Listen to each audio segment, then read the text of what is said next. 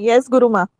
Okay, now her question is that, question थोड़ा बड़ा है कि कुछ समय पहले हमने कर्मिक बैलेंस की बात की थी कि मिस्टर अनिल चांडक ने पूछा था, अनिल भाई इज आल्सो देयर, तो उन्होंने पूछा था कि ए और बी का एग्जांपल देके कि A is being troubled and betrayed by B again and again, and B be also angry and hurt and revengeful towards A.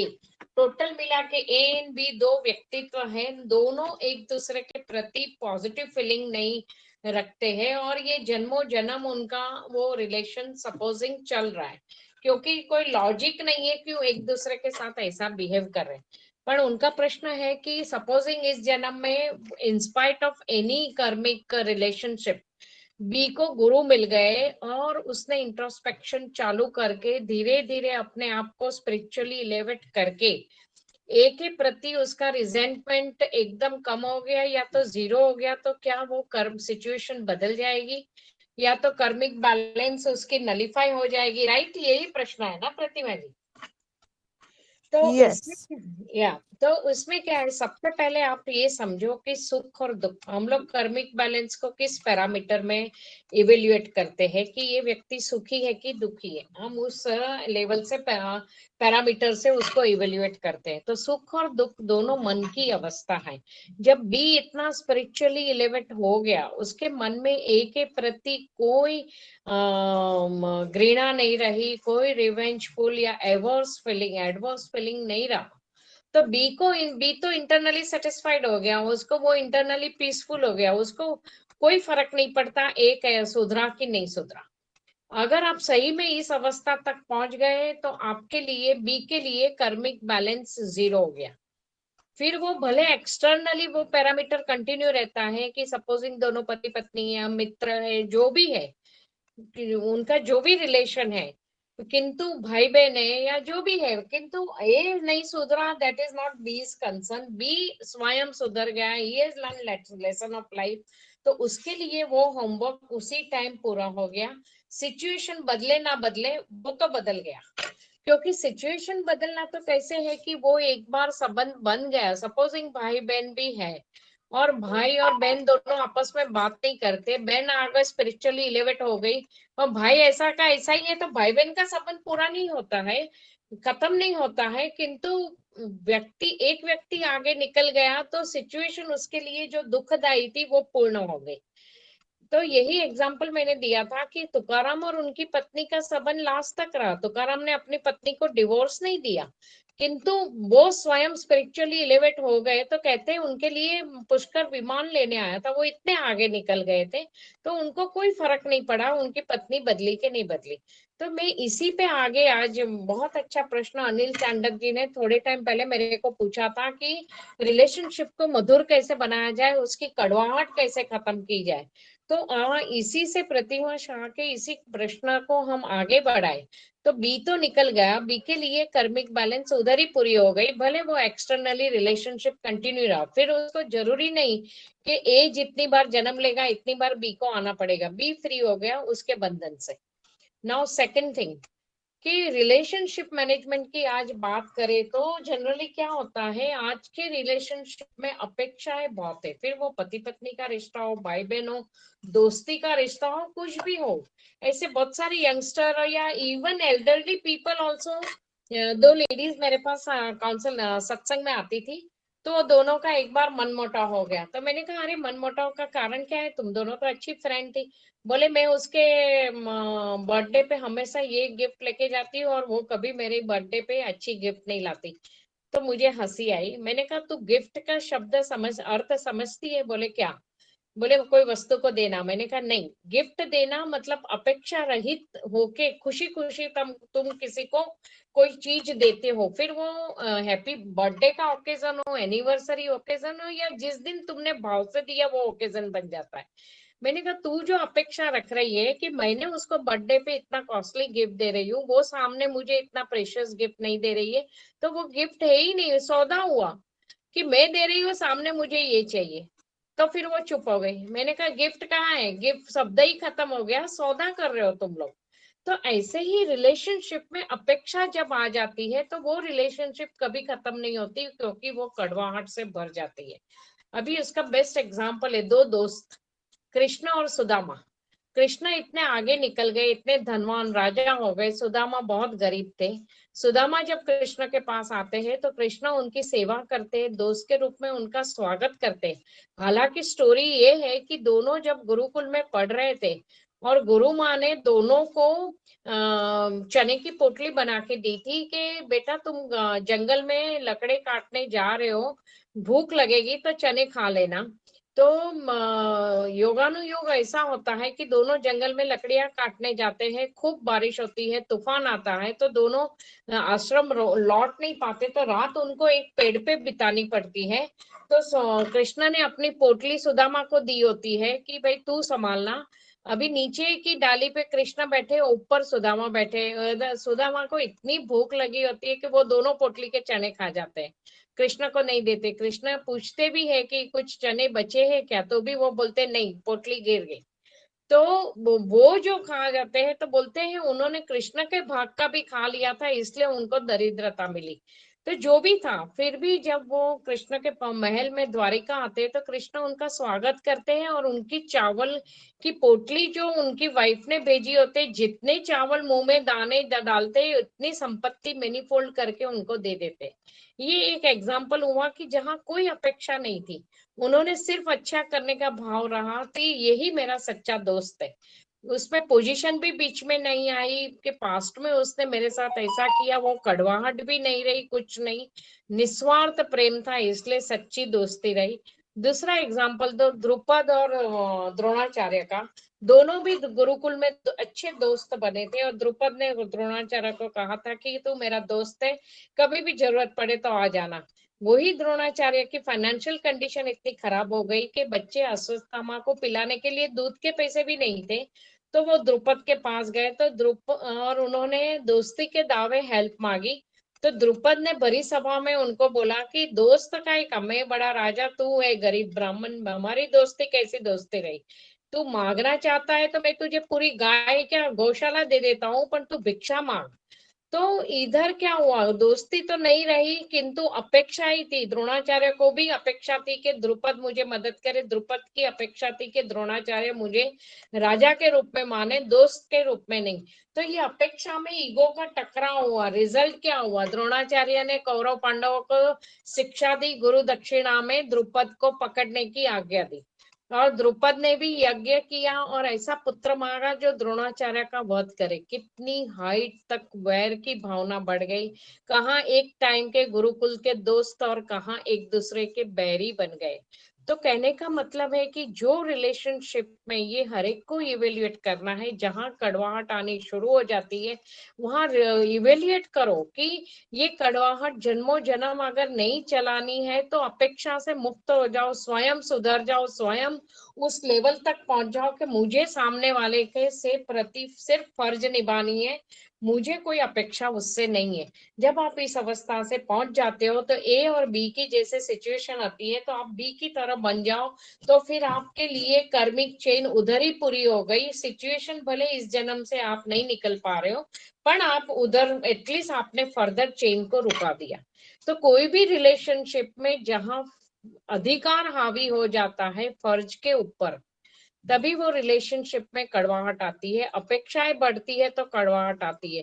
बहुत प्रेमी युगल आते हैं, एक दूसरे को बहुत ऐसे किस्से आ रहे हैं, फैमिली कोर्ट वाले तो बताएंगे कि पहले तो एक दूसरे को इतना प्यार किया कि एक दूसरे के बिना रह नहीं पाते थे, फैमिली से झगड़ा करके भाग के शादी की, और अभी डिवोर्स एप्लीकेशन फाइल कर रहे हैं। तो पूछा जाता है क्यों डिवोर्स एप्लीकेशन फाइल कर रहे हो, तो बोले बस पहले अच्छा लगता था, अपन साथ रहने के बाद मालूम पड़ा कि ये डिफेक्ट उसमें है। मतलब आपने उस पूरे व्यक्तित्व को नहीं प्यार किया, आपने सिर्फ प्लस पॉइंट चाहा, जो आप उससे चाहते हो क्या उसके सब कुछ आपके अंदर है क्या, नहीं है, फिर भी अपेक्षाएं है।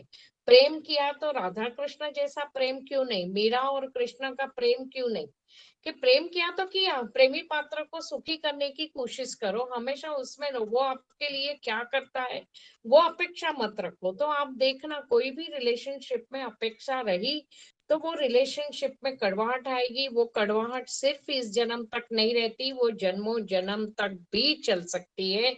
इसीलिए हर एक को अलर्ट होना चाहिए कि ये कड़वाहट उस पॉइंट तक ना बढ़ जाए कि उसके साथ साथ आपको भी जन्मों जन्म वो कड़वाहट भोगनी पड़े।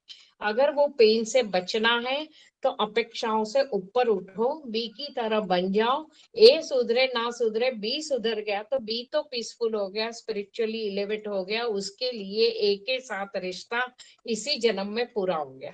फर्दर वो कर्मिक चेन कंटिन्यू नहीं रहेगी। हाँ, इसमें फर्दर वो चेन कार्मिक चेन कंटिन्यू तो नहीं रहती है, बहुत बड़ा फायदा होता है। लेकिन जो कर्म हो चुके हैं उसका क्या? तो जो कर्म हो चुके हैं वो कैसे है उसके ऊपर डिपेंड करेगा। कि यदि वो छोटे मोटे कर्म है तो गुरु स्थान में आके सेवा करने से वो गुरु ऐसे चुपचाप अदृश्य रूप से खत्म कर देता है कि आपको कभी पता नहीं चलेगा। और इस तरह के भी लोग बोलते हैं कि हमारी श्रद्धा दिखती है, कृपा नहीं दिखती।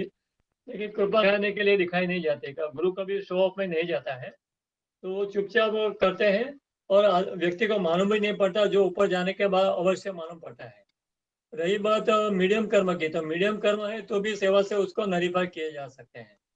लेकिन इसके अलावा यदि कर्म बहुत ही कठिन प्रकार के किए गए हो तो उसके लिए बहुत बड़ी सेवा की आवश्यकता होती है और उसी के द्वारा उसको धीरे धीरे करके नरीफाई किया जा सकता है। और इसके अलावा जो लोग के कोई कुकर्म बचे नहीं है, जो सिर्फ सत्कर्म लेके ही आए हैं, तो वो लोग यदि सेवा में उतरते हैं तो उनकी सेवा की इतनी तगड़ी एफडी पैदा होती है कि वो लोग भविष्य में कोई भी संकट आने वाला हो तो गुरु उनको चुपचाप फ्री कर देता है उसमें से। इसके लिए एक एग्जांपल मैं दे सकता हूँ कि एक कपल था जो गुरु आश्रम में सेवा करता था। तो एक बार क्या हुआ कि उनके ऊपर बहुत बड़ा प्रॉब्लम आने वाला था, जैसे कि ब्रेन हेमरेज होने वाला था। तो गुरु जी ने सामने से उनको उसी क्षण फोन किया जब उनको ब्रेन हेमरेज की बिगिनिंग हो रही थी। तो जिंदगी में पहले कभी भी गुरु जी ने उस कपल को फोन नहीं किया था। तो उस वक्त पहली बार गुरु जी ने उनको सुबह सुबह करीब 7 बजे के आसपास फोन किया होगा और उनको कहा कि कैसी है तबीयत। तो उनके वाइफ ने कहा कि उनके पति को कुछ हो रहा है, आंखें लाल लाल हो गई है और चक्कर आ रहे हैं, बहुत तकलीफ हो रही है। तो गुरुजी ने बोला कि कोई बात नहीं, मैं अभी ऐसी चीज बोलता हूँ, वो अभी जल के साथ पिला दो तो वो तकलीफ कम हो जाएगी। तो उसी वक्त उन्होंने जैसे गुरुजी ने इंस्ट्रक्शन दी वैसा किया। तो उसी वक्त ब्रेन हेमरेज का इफेक्ट इतना नलीफाई हो गया कि कोई सोच भी नहीं सकता। तो फिर भी उन्होंने जब हॉस्पिटलाइजेशन किया तो डॉक्टरों ने भी आश्चर्य व्यक्त किया कि आपको तो पैरालिसिस होते होते रह गया। You are very very lucky person कि आपको पैरालिसिस नहीं हुआ। उनको खाली थोड़े ही समय तक हॉस्पिटल में रखा और वो फ्री हो गए। तो वो बहुत बड़े अचंभित थे कि गुरु जी ने लास्ट मोमेंट पे फोन करके उनको बचा लिया। तो उन्होंने इतनी सेवा की थी, इतनी सेवा की थी कि आप सोच भी नहीं सकते। दिन रात किचन की सेवा की थी उन्होंने।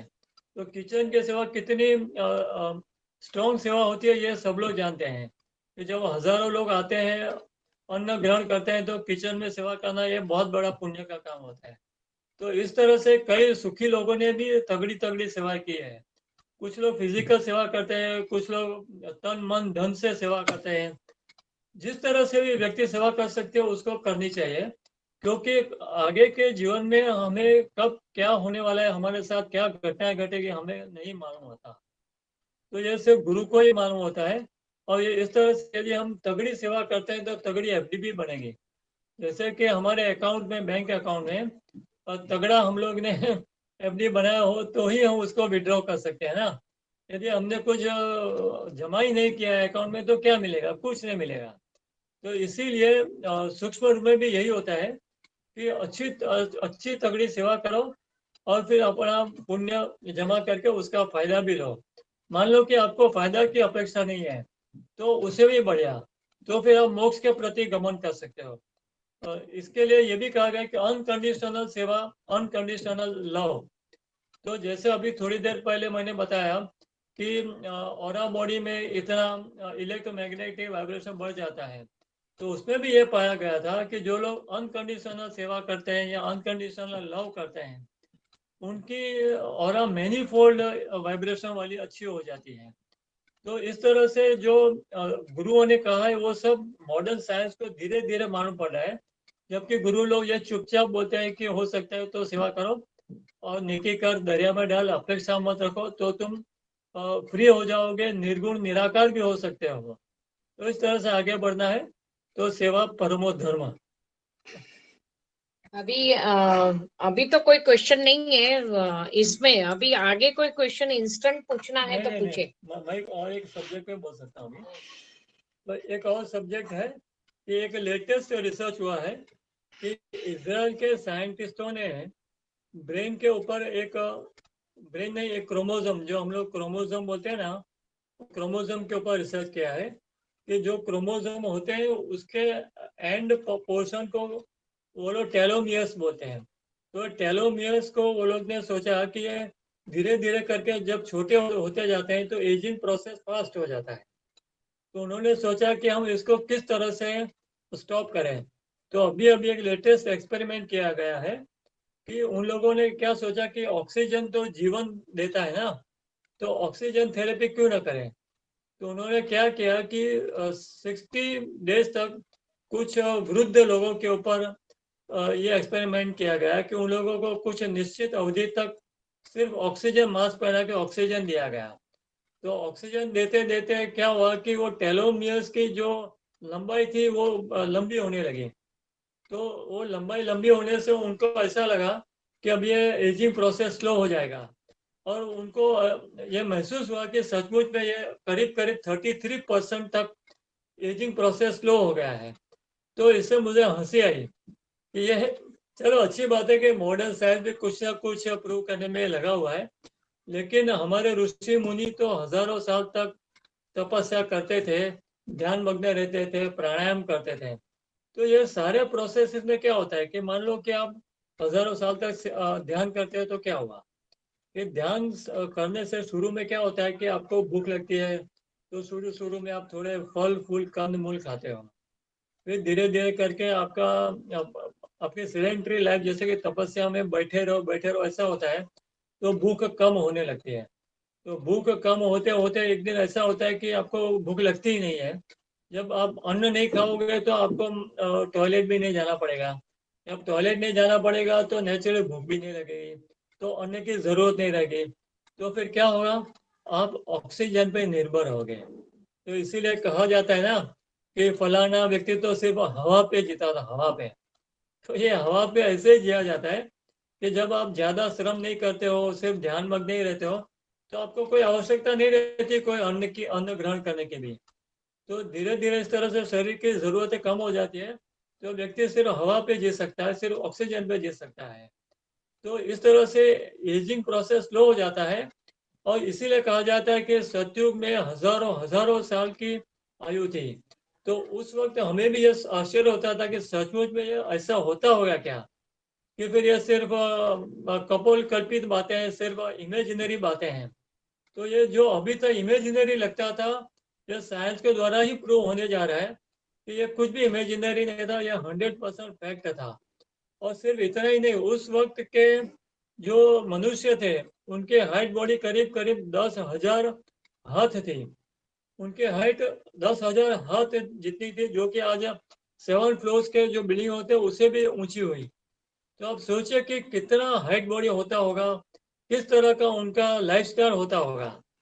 तो इसमें आजकल का व्यक्ति क्या कर सकता है, इतना ध्यान तो कोई कर नहीं सकता।